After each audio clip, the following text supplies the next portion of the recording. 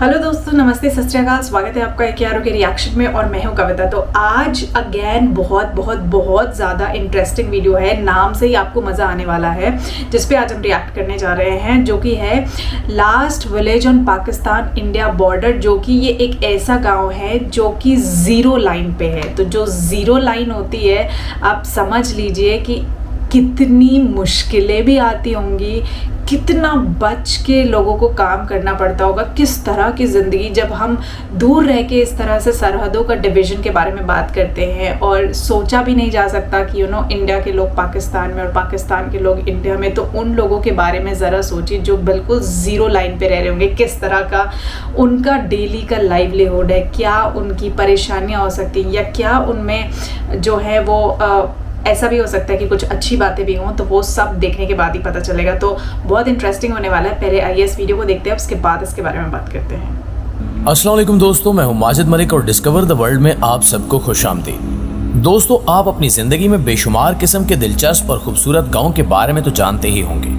मगर क्या आप किसी ऐसे गांव के बारे में भी जानते हैं जो पाकिस्तान और भारत के बॉर्डर पर पाकिस्तान का आखिरी गांव कहलाया जाता है? अगर आप इस दिलचस्प गांव के बारे में नहीं जानते तो ये वीडियो आपके लिए है, क्योंकि इस वीडियो में हम आपको एक ऐसे गांव के बारे में बताएंगे जो भारत और पाकिस्तान का जुड़वां गांव कहलाया जाता है। इस वीडियो में हम जानेंगे कि यहाँ लोग कैसे रहते हैं, ये लोग काम काज कैसे करते हैं, और इंडिया पाकिस्तान के इस जुड़वां गांव में लोग किस किस तरह की चीज़ें एक दूसरे के साथ तकसीम कर रहे हैं। जबकि इस वीडियो में आपको एक ऐसे गांव के बारे में भी बताया जाएगा जहां का हर शहरी नमाजी है, जहां कभी सिगरेट नहीं पिया जाता और ना ही यहां किसी किस्म की फजूल रसूमात को अपनाया जाता है। और यकीनन हमारी आज की वीडियो भी आप लोगों को काफ़ी ज़्यादा इंटरटेन करने वाली है। दोस्तों, आपको बताते चलें कि कसूर से तकरीबन 7 किलोमीटर की दूरी पर एक ऐसा गाँव भी वाक़ है जिसे गंडा सिंह के नाम से जाना जाता है। दरअसल पहले यहाँ एक गंडा सिंह नामी शख्स रहता था जिसके नाम पर इस गाँव को आबाद किया गया। कहा जाता है कि जब पाकिस्तान और भारत दो हिस्सों में तकसीम हुए तो इस गांव का आधा हिस्सा भारत और आधा हिस्सा पाकिस्तान की हदूद में चला गया। पाकिस्तान के हिस्से में आने वाला गांव बहावल नगर पंजाब का हिस्सा बन गया और भारत के हिस्से में जाने वाला गांव राजस्थान का हिस्सा कहलाया जाने लगा। जबकि ये वही गांव है जो पाकिस्तान और भारत की बॉर्डर पर ज़ीरो लाइन पर वाक़ है। अगर आप कसूर से आगे जाएं तो एक ही रोड जाता है जो सीधा इंडिया की तरफ जाता है, और यहाँ से चंद ही किलोमीटर के फासले पर पाकिस्तान और इंडिया का बॉर्डर दिखाई देता है। और फिर उससे आगे भारत के मुख्तलिफ किस्म के देहाती इलाके आना शुरू हो जाते हैं। जैसे ही आप गंडा सिंह पहुँचते हैं तो इससे थोड़ा सा आगे अगर जाया जाए तो एक घना जंगल दिखाई देता है। इस जंगल में मुख्तलिफ किस्म के दरख्त लगाए गए हैं, जबकि यहाँ कुछ दरख्त ऐसे हैं जिन पर मज़े मज़े के फल नजर आते हैं। अगर आप इस जंगल में जाएं और यहाँ आपको कोई फल नजर आ जाए तो आप इस फल को तोड़कर खाए बगैर यकीनन नहीं रह सकेंगे। इस जंगल को क्रॉस किया जाए तो आपको बिल्कुल सामने भारत का बॉर्डर नजर आता है, जहाँ भारत की फसलें दिखाई देती हैं। इन फसलों में रोजाना की बुनियाद पर भारतीय लोग आते हैं और यहाँ काश्तकारी का काम करते हैं और फिर काम खत्म करके वापस अपने घरों को रवाना हो जाते हैं। भारतीय लोगों की कुछ जमीन का हिस्सा पाकिस्तान की हदूद में भी आता है। जब ये काश्तकारी करते पाकिस्तान की हदूद में आते हैं तो इनके साथ भारतीय फौज के चंद सिपाही भी होते हैं। ये लोग सब्जियां उगाते हैं, बीज बोते हैं और गंदम वगैरह का काम करते हैं और फिर शाम होते ही वापस चले जाते हैं। और ये सब काम पाकिस्तान के लोग अपने एरिया में खड़े होकर देखते भी हैं, जो कि वाकई एक दिलचस्प नज़ारा है। गंडा सिंह के घने जंगलात से अगर बाहर निकला जाए तो एक खूबसूरत नदी नजर आती है जिसमें हर वक्त पानी बहता रहता है। इस नदी की सबसे दिलचस्प बात यह है कि इसमें बहने वाला पानी पाकिस्तान की हदूद से नहीं बल्कि भारत की हदूद से आता है। यहाँ पाकिस्तान और भारत की जितनी भी फसलें हैं, इनमें जितना भी पानी इस्तेमाल होता है वो सब इसी नदी से किया जाता है। जैसे ही गंडा सिंह गांव में इंटर हों तो यहाँ आपको पाकिस्तान के छोटे छोटे मिट्टी के घर बने नजर आते हैं और घरों के बाहर लोग लकड़ियाँ इकट्ठी करते और मुख्तलिफ किस्म के छोटे मोटे काम करते दिखाई देते हैं, जो कि हकीकत में खूबसूरत मंजर पेश करते हैं। यहाँ के लोगों का कहना है कि वो सन 1970 से भी पहले इस गांव में आकर रहने लग गए थे।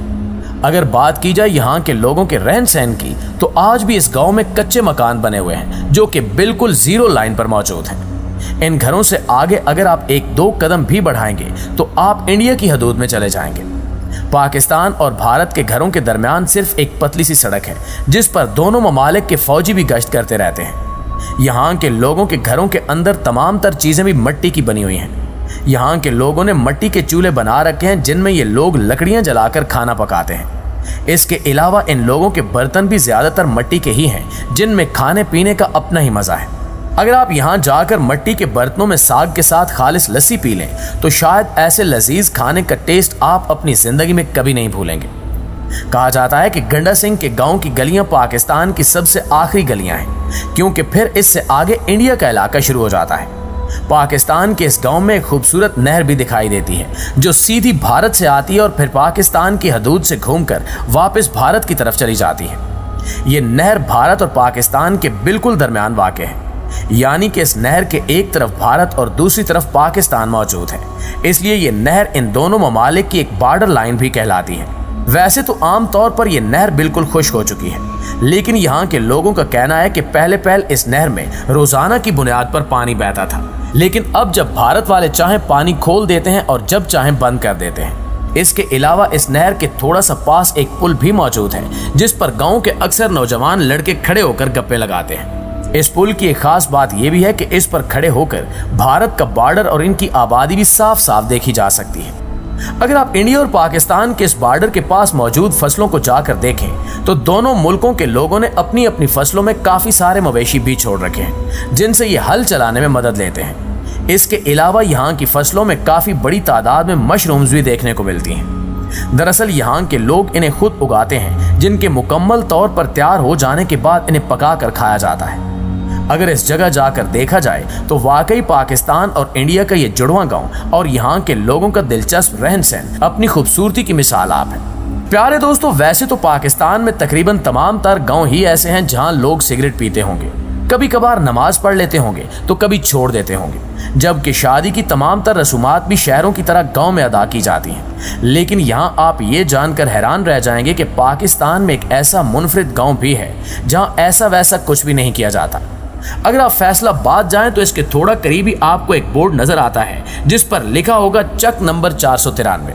बस यहीं से इस गांव का रास्ता शुरू होता है। ये गांव अपने तौर तरीकों की वजह से काफी ज्यादा मशहूर है, क्योंकि हैरत अंगेज तौर पर इस पूरे गांव में एक भी फर्द आपको सिगरेट पीता दिखाई नहीं देगा। यहाँ हर छोटी बड़ी दीवार पर सिगरेट नोशी के बारे में तरह तरह के पब्लिक मैसेज भी लिखे नजर आते हैं कि सिगरेट नोशी खांसी करता है, सिगरेट पीना खुद को मौत के घाट उतारने के बराबर है, वगैरह वगैरह। यहाँ तक कि इस पूरे गांव में जितनी भी छोटी बड़ी दुकानें हैं, तकरीबन सब दुकानों पर एक भी सिगरेट का पैकेट नहीं मिलेगा। जबकि इस गांव की सबसे अच्छी बात यह है कि यहाँ हर छोटा बड़ा नमाज का भी काफी पाबंद है। यहाँ की मसाजिद में गांव के शहरियों को नमाज पढ़ने की तलकीन की जाती है और ये लोग अपने गांव की मसाजिद के इमाम की बात को गौर से सुनते, समझते और इस पर पूरी तरह अमल पैरा भी होते हैं।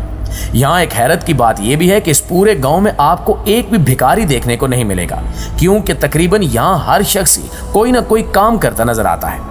इसके अलावा इस गांव की एक मुनफरिद बात यह भी है कि इस गांव के कब्रिस्तान में तमाम तर कब्रें भी एक जैसी बनाई जाती हैं। यहाँ किसी एक भी कब्र को पक्का नहीं किया गया, सब की सब कच्ची ही बनाई गई हैं। सिर्फ इतना ही नहीं, बल्कि इस गांव का हर शहरी शादी ब्याह के मामलात में भी फजूल रसूमात को अपनाने की बजाय सादगी से मस्जिद में निकाह करना बेहतर समझता है।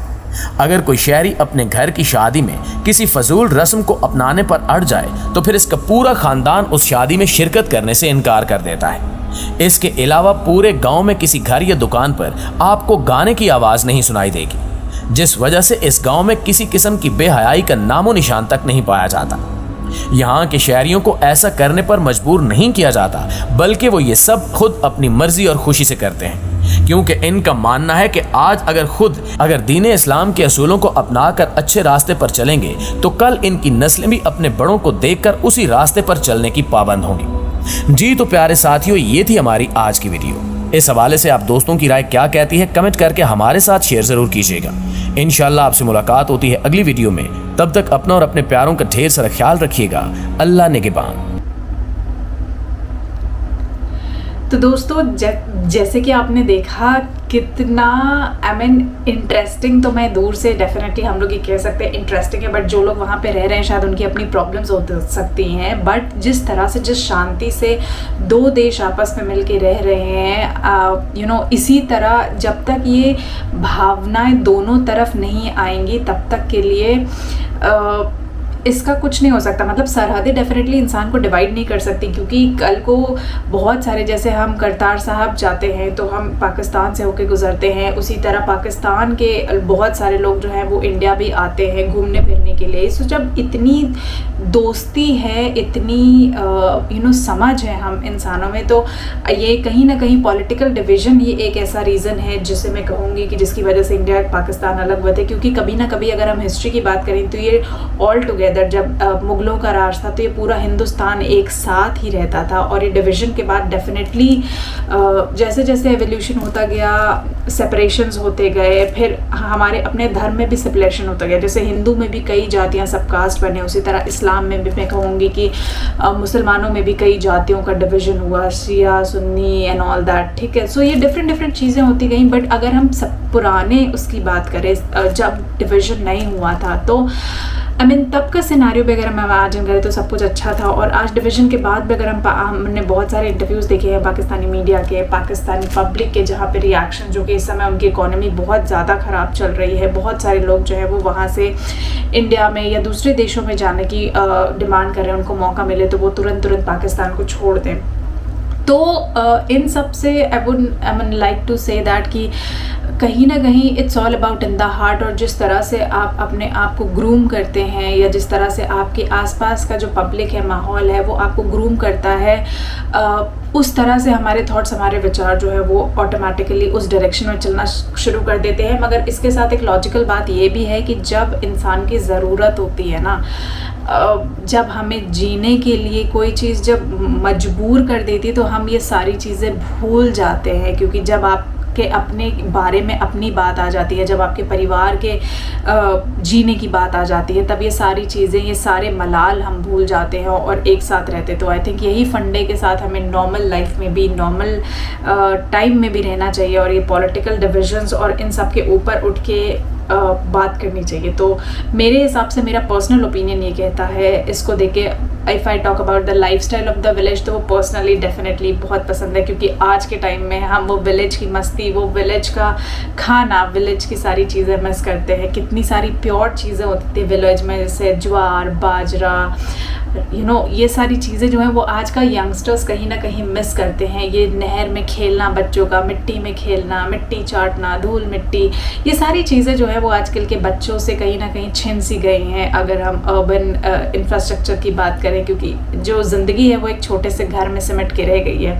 तो उस हिसाब से गाँव की लाइफ डेफिनेटली अच्छी थी। और रही बात इस विलेज की, जहाँ पे दो देश आपस में ऑलमोस्ट एक बॉर्डर पे है, तो यहाँ का तो क्या ही कहना। कुछ इनकी मुश्किलें भी होती होंगी, बट अगर हम देखें वहीं कुछ चीज़ें अच्छी भी होती हैं।